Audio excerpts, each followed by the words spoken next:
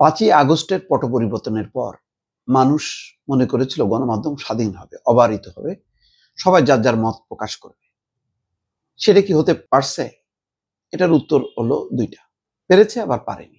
পেরেছে ওই অর্থে যে আগে যারা নিয়ন্ত্রণ করত সেই গোষ্ঠী নাই, কিন্তু তার জায়গায় আবার নতুন নিয়ন্ত্রক মানে চলে আসলো এবং তারাও তাদের মতন করে পরিচালিত করছে। মালিকানা কিন্তু থেকে গেল বিগত আমলের লোকদের হাতেই। যতগুলো টেলিভিশন দেখবেন অধিকাংশই হচ্ছে এরা হচ্ছে সুবিধাভোগী, বিগত আমলের সুবিধাভোগী। পট পরিবর্তনের পর এমনি কিভাবে যেন তারা আস্তে করে এই পট পরিবর্তনের সাথে যুক্ত রাজনৈতিক শক্তির ব্যানারে চলে গেল। সেই রাজনৈতিক শক্তিগুলো আবার ঢুকে পড়লো এইসব মিডিয়ার মানে ভেতরে।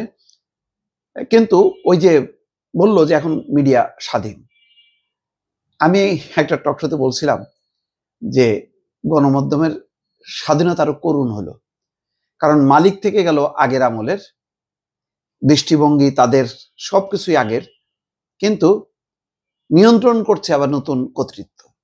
ফলে আগের যারা তারা তাদের মতটা প্রকাশ করতে পারছে না, আবার নতুন যারা তারা আবার তাদের মতন করে পরিচালনা করছে, যদিও থেকে গেল একটা কিম্ভূত কিমাকার। মানে আগের রাজনৈতিক শক্তির নিয়ন্ত্রণ নেই বলে মনে করার কোনো কারণ নেই যে এটা স্বাধীন হয়ে গেল, কারণ নতুন একটা শক্তি আসলো এমন ভাবে। তখন তারা বললো যে আওয়ামী লীগ সম্পর্কিত বা মনোভাব সম্পন্ন যারা আছে এরা সবাই দোষর, এরা স্বৈরাচারের দোষর, ফ্যাসিবাদের দোষর, এরা আসতে পারবে না। না আসতে পারার ফলে যেটা হয়েছে, এটা আমিডামি একটা ওই গণমাধ্যম হয়ে গেছে। কেন? মানে যারা আছে তারা নিজেরাই টকশোতে এসে তর্ক বিতর্ক করছে, মৌলিক তফাৎ নেই। আওয়ামী লীগ প্রশ্নে তারা আবার একেবারে ঐক্যবদ্ধ, কিন্তু আওয়ামী লীগ সমর্থক কেউ থাকতে পারবে না। এরকম একটা পরিস্থিতি যখন তৈরি হয়েছে, তখন মির্জা ফখরুল বলছেন যে তারা স্বাধীন গণমাধ্যমে বিশ্বাস করে এবং সাংবাদিকরা যদি কোনো রাজনৈতিক দলের পকেটে ঢুকে যায় তাহলে স্বাধীন গণমাধ্যম সম্ভব না। বলছেন যে বিএনপির অঙ্গীকার খুব পরিষ্কার, স্বাধীন গণমাধ্যম তৈরি করতে চাই। স্বাধীন গণমাধ্যম তৈরি করতে গেলে ওই পুরনো স্ট্রাকচার আর নতুন যে ব্যবস্থাপনা দুটি বিদায় করতে হবে, তা নাহলে গণমাধ্যম স্বাধীন হবে না। যেমন ধরেন, মানে আমি যদি কোনো গণমাধ্যমের দায়িত্ব আমাকে দেওয়া হয় একটা গণমাধ্যমের প্রধান হিসাবে, তো আমি তো চাকরিজীবী হব, আমি কি করব? আমি এটাকে একদম ফ্রি ফেয়ার করার জন্য সবার বক্তব্য, সবার মতামত আমি তুলে ধরার চেষ্টা করব। পারবো এটা? পারবো না। আমি ধরেন যদি মনে করি যে আমি ইকবাল সোবহান চৌধুরী, মঞ্জুর হাসান বুলবুল, ইশতিয়াক রাজা এদেরকে দাওয়াত দিতে চাই টকশোতে, পারবো? পারবো না। কাদেরকে পারবো? যারা শেখ হাসিনার বিরুদ্ধে কথা বলছে, এখন হয়তো তাদের মধ্যে মতপার্থক্য আছে, কিন্তু ওই যে শেখ হাসিনার বিরুদ্ধে লড়াই করছে শুধু তাদের মধ্যেই থাকবে।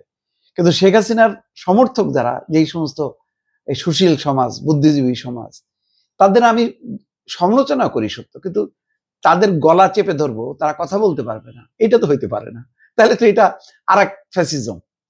ফ্যাসিবাদের বিরুদ্ধে লড়াই করতে যে গণমাধ্যম স্বাধীন করলাম, করে আমি আর এক ফ্যাসিবাদ চাপাই দিলাম যে আগের যারা মতাদর্শের যারা, তারা সব খারাপ, তারা কথা বলতে পারবে না। ওই হাসিনার আমলে যা হইতো যে বিএনপি জামাতের সমর্থক মানেই হচ্ছে এরা খারাপ, এরা মুক্তিযুদ্ধ বিরোধী, এরা হচ্ছে পাকিস্তানের চর, এদেরকে পাকিস্তানে পাঠাই দাও। এইটার একটা সমাধান যতক্ষণ না হবে, এই দৃষ্টিভঙ্গি মানসিকতার এবং পেশাদারদের হাতে যখন যদি গণমাধ্যম না যায়, এখন আপনি পিছনে থাকবেন, আপনি বিএনপির সুবিধাভোগী বা জামাতের সুবিধাভোগী, আপনার গণমাধ্যম মালিক আপনি, আর বলবেন গণমাধ্যম স্বাধীন, এইটা মনে করা খুব কষ্ট। এটা সাদেক হোসেন খোকার মতন মানুষ জন্মাবে খুব কম। উনি যেমন বলতেন যে না, আমাকে নির্দেশনা ছিল যে এখানে কিন্তু তুমি বিএনপি আওয়ামী লীগ যেটা সঠিক সেটা মনে করবা। সেটার আমি হয়তো মানে 80-90% পারছি, একেবারে পুরোপুরি পারা সম্ভব না, সমস্যা নেই। আমি যেহেতু 80-90% অর্জন করতে পারছি, আমি করতে পারছি একটা সময় পর্যন্ত।